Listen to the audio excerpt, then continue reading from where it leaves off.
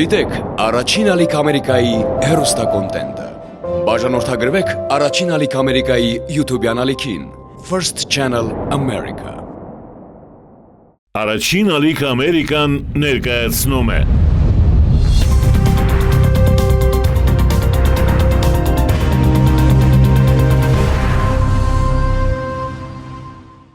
Ողջույն, առաջին ալիք Ամերիկայի եթերում հայրենակիցն եմ, հաղորդաշար, որը պատմում է հայրենիք վերադարձած մեր հայրենակիցների մասին։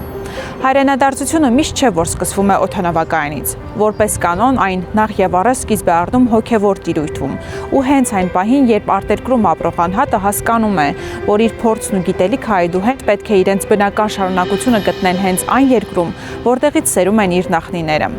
Այսօր ծանոթանալու ենք այդ ճանապարհն արդեն իսկ հաղթահարած մեր հայրենակից Անի Հարությունյանի հետ։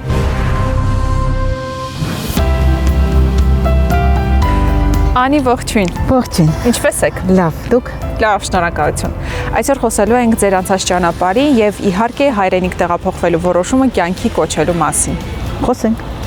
Գնացինք։ Գնացինք։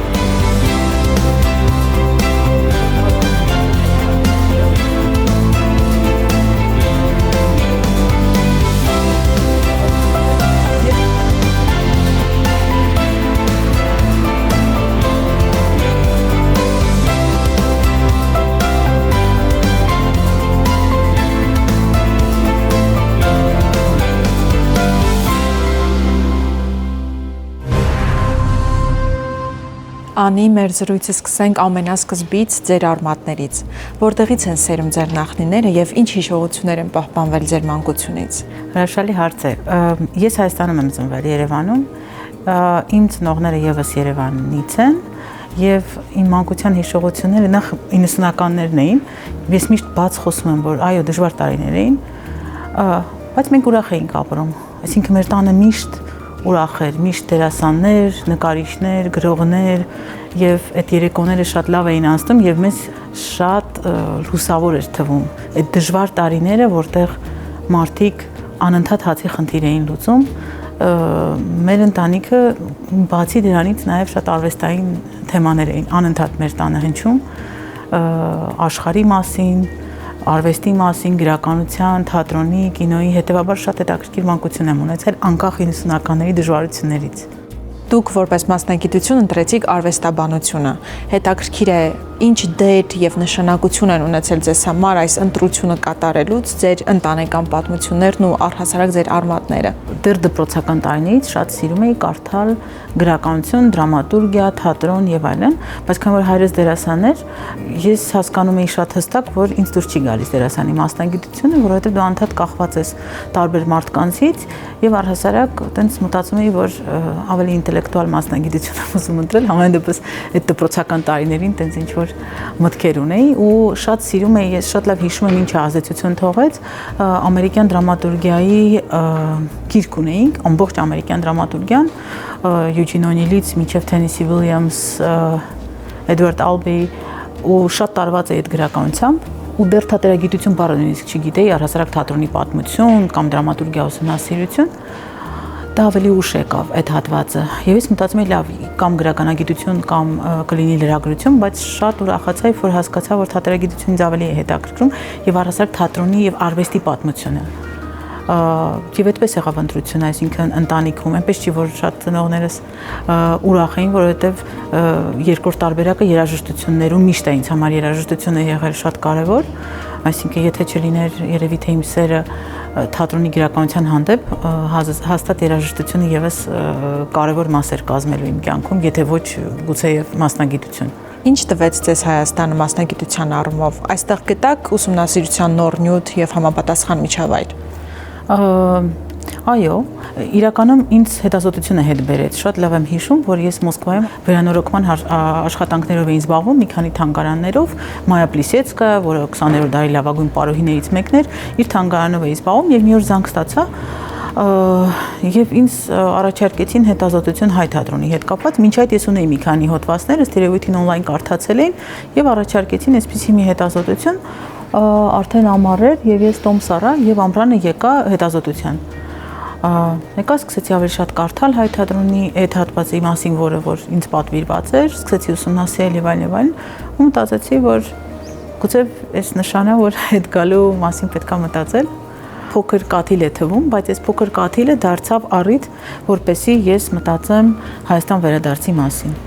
Անի, Հայաստան տեղափոխվելուց հետո ի՞նչն օգնեց ձեզ ավելի հեշտ հարմարվել նոր միջավայրին։ Կարծում եմ ինձ նման մարդիկ։ Նախ ես Ռիփաթ Արմենիայի ծրագրով վերադարձա Հայաստան եւ այդ առումով շատ մեծ օգնություն էր, որովհետեւ դու հասկանում ես, որ դու մենակ չես։ Այսինքն ինչ շրջապատում են հրաշալի մարդիկ, որոնք նույն ընտրությունն են արել, նույն դժվարությունների միջով են անցնում, չնայած ես գտնում եմ, որ ես Հայաստանում եմ ծնվել մեծացել, բայց մեկը, այսինքն շատ կարևոր փուլ չեմ ապրել Հայաստանում։ Հետևաբար ես եւս անցել եմ այդ օտարացման փուլը, որովհետեւ իսկապես դա այդպես է, բայց միևնույն ժամանակ երբ որ նայում եմ իմ գոլեգաներին, ընկերներին, հա, միջավայրը, որտեղ իրապես սփյուռքահայեր են, որոնք առաջին անգամ են հայտնվում Հայաստանում, իրենց համար կարծեմ 1000 անգամ դժվար էր։ Եվ հիմա էլ գտնում եմ, որ իրենց համար շատ ավելի դժվար է այդ ինտեգրման ճանապարհը։ Ինձ ուղղակի դժվար էր, որովհետև ես փորձում էի այս երկու իրականությունների մեջ գոյատևել, այն իրականության մեջ, որտեղ ես ապրել եմ, եւ այն իրականությունը, որ կա Հայաստանում, կար Հայաստանում, երբ ես վերադարձա։ Այս երկու իրականությունների մեջ էր դժվար։ Ինչ առանձնահատկություններ կնշեք, թե դրական, թե բացասական, որոնք բնորոշ են միայն հայ հասարակությանը։ Մենք աշխատանքային էթիկայի շատ մեծ տարբերություններ ունենք, եւ կարծեմ ինչքան մարդիկ դրսի աշխատանքային էթիկան կարողանան ներբեռնել մեր իրականության մեջ, դա մեզ շատ կօգնի ավելի պրոֆեսիոնալ դառնալ։ Համեն դեպս ես իմ գոլեգաների ու նույնիսկ ուսանողների հետ փորձում եմ դա ձևավորել։ Անի, մասնագիտական տեսանկյունից ինչպես պետք է համադրել ավանդականն ու ժամանակակիցը եւ այս առումով ինչ հիմնական մարտահրավերների եք բախվում։ Ես կարծում եմ ամեն ինչ հայացքից, հա, քո տեսլականից է կախված։ Մենք հիմա կարծում շատ հետաքրքիր ժամանակներ ենք ապրում այդ իմաստով, որովհետև եթե պատմության մեջ նայենք, ինչքան դժվարություններ, պատերազմներ, էկոնոմիկ փոփոխություններ, հենց այս ընթացքում էլ ծնվում է հետաքրքիր արվեստը, ծնվում է նորը, փորձարարականը, եւ կարծում եմ մենք կտեսնենք, այսինքն արդեն տեսնում ենք ինչ որ բաներ եւ ոչ միայն Հայաստանում, աշխարհում ավելի շատ բաներ փոխվում են եւ դա չի կարելի, այսինքն չի լինի կանգնեցնել։ Սա process է եւ բնական process է, որի մեջ մենք գտնվում ենք։ Նորություն չի լինի, եթե ասեմ, որ այսօր սոցիալական ցանցերն ու արհեստական բանականությունը մարդու կյանքի անբաժանելի մասն են դարձել, սակայն որքանով են դրանք ազդում մշակույթի եւ վերջինիս հանրային ընկալումների վրա։ Արհեստական բանականությունը հրաշալի լուծում է համաշխարհային կոնտեքստում։ Հրաշալի լուծում չի, երբ որ դու չգիտես դրա գործառույթները եւ գործիքները ինչպես շփվել։ Կարծում դա է տարբերությունը։ Եթե ես ժամանակին ծախսում էի ահռելի գրականություն, որպեսի հասնեի A կետից B կետը, այսօր դա կարող է ինձ օգնել շատ ավելի արագ իրականացնել։ Ուրիշ հարց, որ ես հասկանում եմ, որ ինքը կարող է սխալվի, ինքը ճշգրիտ ինֆորմացիա կարող է չտա ու հաճախ ես իրեն գրում համոզված ես, որ այսպես է։ Ինքը դասում է, օй, չէ, սխալվեցի եւ այլն, բայց էդ էլ պետքա կարողանաս իր հետ դիալոգի մեջ մտնելուց, հա, ինչ որ բազա ունենաս, որը քեզ տալիս է քո փորձը եւ այլն, հա, աշխատանքային, մասնագիտական եւ գիտելիքները։ Այսօր երբ ես տեսնում եմ, որ ուսանողությունը շատ է օգտվում, ես հասկանում եմ, որ իրենց սխալվելի հավանականությունը բավական շատ է։ Չմոռանանք, որ ինքը ունի քննադատական մտածողություն, ունի անալիտիկ մտածողություն, վերջիվերջո մարդը զբաղվում է այս կամ այն գործունեությամբ իր ունեցած գիտելիքի եւ բազայի հիման վրա։ Այս իմաստով ես կարծում եմ արհեստական բանականությունը 100% չի կարողանա մեզ ներառել այդ իրականության մեջ։ Ու նաև ի վերջո արվեստը հենց անձնական մոտեցման, նորովի մոտեցման, նոր գաղափարների արտահայտման միջոց է։ Այո, իհարկե, այսօր մենք տեսնում ենք օրինակ ֆիլմեր, սցենարներ արհեստական բանականությամբ, բայց դա ամենևին չի նշանակում, որ դա արվեստ է, ամենևին։ Որովհետև արվեստը դա, ինչպես նշեցիք, անհատականության եւ քո անցած հուզական աշխարհի եւ շատ այլ ատրիբուտների արգասիքն է։ Ժամանակակից տեխնոլոգիաների զարգացման դարաշրջանում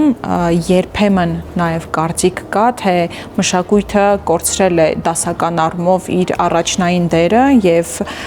իր դիրքերը զիջում է ավելի շատ զանգվածային փոփ մշակույթին։ Որպես մասնագետ ինչ եք մտածում այս հարցի շուրջ։ Ես այդ իմաստով շատ լավատեսական եմ նայում, ավելի ճիշտ մասնագիտական հետաքրքրությամբ։ Այն իմաստով, որ թե pop մշակույթը, թե mainstream-ը, թե ժամանակակից արվեստը, սրանք երևույթներ են, որոնք դեռ գտնվում են турբուլենտ շրջանում եւ ձևավորման դեռ կարիք ունեն։ Այո, ես օրինակ շատ սիրում եմ տարբեր երկրներում լինել ժամանակակից արվեստի թանգարաններում, շատ բաներ ինձ համար անհասկանալի են, շատ բաներ գուցե անընդունելի, բայց ես հասկանում, որ սա process է եւ այս process-ը մեզ տանում է ինչ որ կետի։ Եվ արվեստի մեջ երբեմն process-ը ավելի հետաքրքիր է, քան հասած վերջնարդյունքը։ Երբեմն կարծում եմ, որ սա վախենալու process չէ եւ մենք պետք է որ ավելի ուսումնասիրողի հայացք ունենանք։ Համենայն դեպս ես այդ հայացքով եմ նայում այսօրվա արվեստին։ Շատ հետաքրքիր է իմանալ մասնագետի կարծիքը, ձեր կարծիքով այսօրվա մեզ հետ կատարվող սոցիալ-տնտեսական փոփոխություններին ինչպես պետք է արձագանքեն արվեստը եւ մշակույթը։ Կարծում եմ, որ արվեստը չի կարող ստեղծվել իրականությունից դուրս։ Համենայն դեպս չգիտեմ այդպիսի արվեստ, որը ստեղծվել է երբևէ անկախ այն իրադարձություններից, որոնք շրջապատել են արվեստագետին։ Եվ մենք այսօր էլ ունենք, կարծում եմ, հենց դրա կարիքը չափազանց։ Նայեք Միլան Կունդերա, ինչի մասին ենք գրում, ամբողջ Չեխիայի պատմությունը կարողացավ շրջել եւ ցույց տալ բոլոր ցավոտ կետերը։ Մենք ունենք Ալբեր Կամյու, նույն ֆրանսիական մշակույթը բերեց, այսինքն պատերազմը իր բոլոր դրսևորումներով, շատ բաներ կան։ Ամերիկյան գրականությունը ամբողջովին մի ամբողջ տասնամյակ ունի, որտեղ խոսում է երկրորդ համաշխարհանի, հետո նաև խոսում է Վիետնամի պատերազմի մասին, եւ ես սպասում եմ, երբ Հայաստանում մենք կկարողանանք մեր անցած սոցիալ, քաղաքական, պատերազմական իրավիճակները վերլուծել։ Ինքնավերլուծության մեծ կարիք ունենք եւ մեր արվեստը կարծում եմ, որ սա պետք է լրացնի,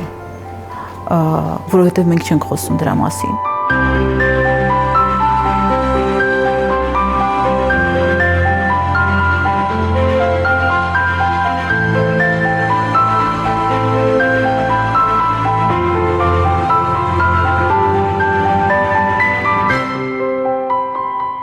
Անի, այսօր դուք Հայաստանում նաև դասախոսում եք եւ բավականին սերտ շփվում եք ուսանողության հետ։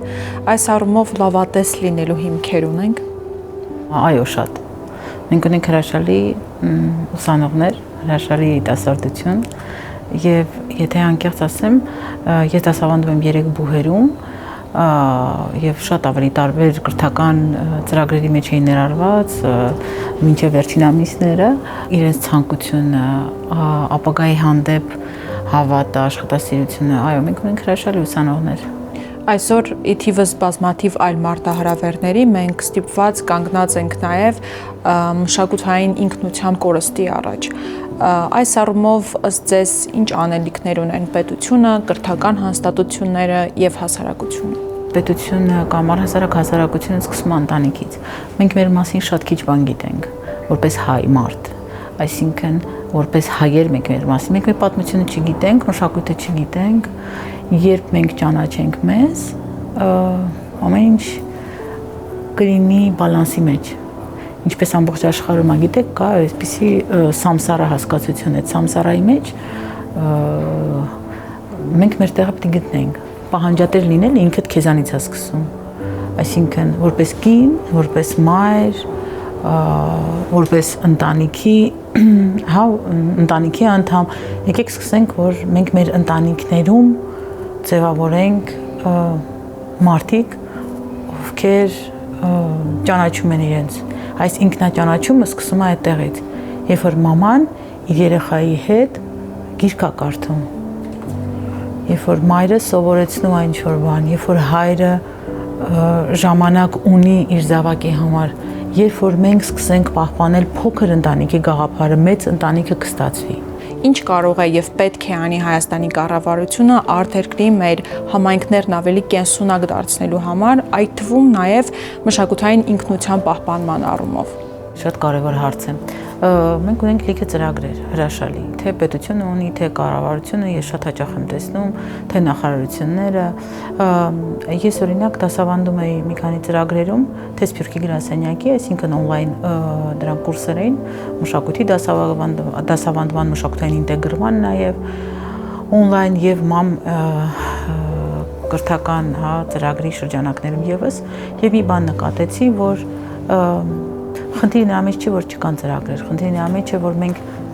ինչ սպասելիքներ ունենք Սփյուռքից։ Պետք է մի բան անել,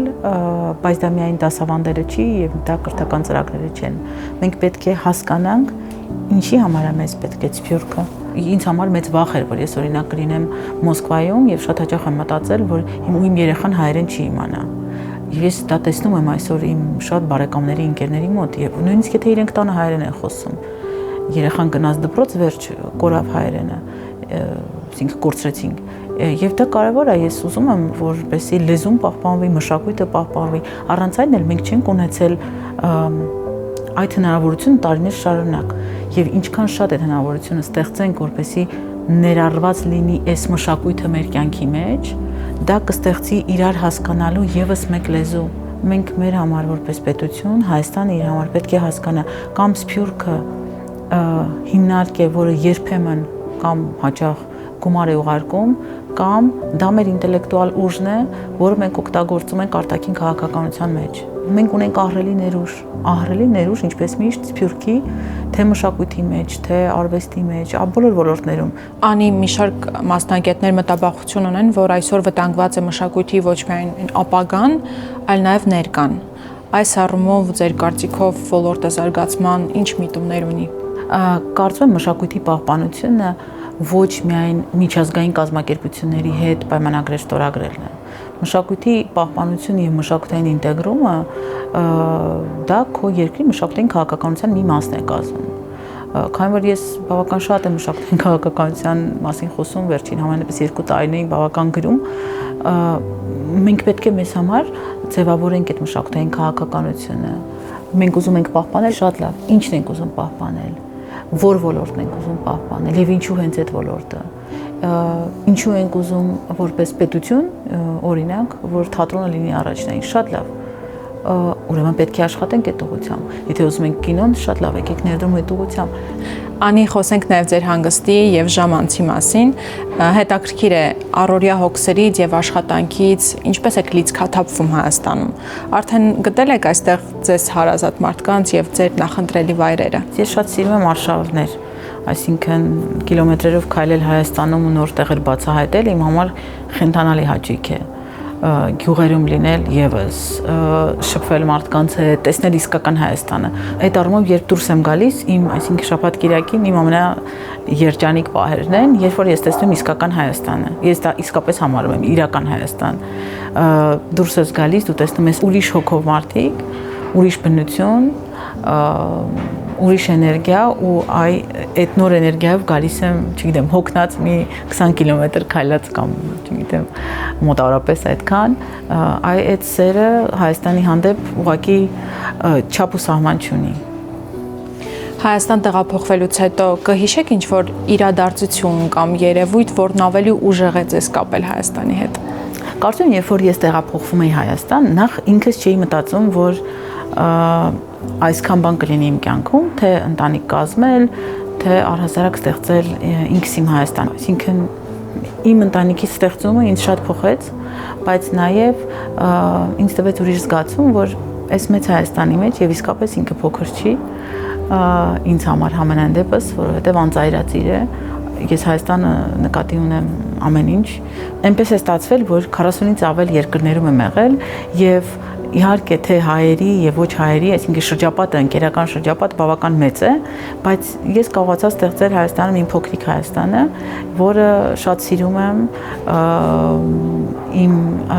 իմ ընտանիքը դա է,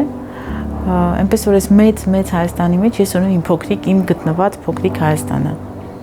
Անի, հիմնվելով ձեր անձնական փորձի վրա, ինչ խորհուրդ կտաք արտերկրում ապրող մեր բոլոր այն հայրենակիցներին, որոնք դեռևս չեն կարողանում վերջնական որոշում կայացնել հայրենիք տեղափոխվելու։ Ես միշտ ասում եմ, որ Հայաստանում ապրելը մեծ շքեղություն է։ Եվ այս շքեղությունը բոլորը չի, որ կարող են իրենց թույլ տալ, որովհետև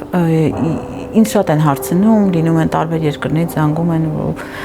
չգիտեմ, ինչ որ մեկի երեխան, ինչ որ մեկի բարեկամը, որ հարցնում է ուզում է տեղափոխվի, թե չէ, ես միշտ ասում եմ,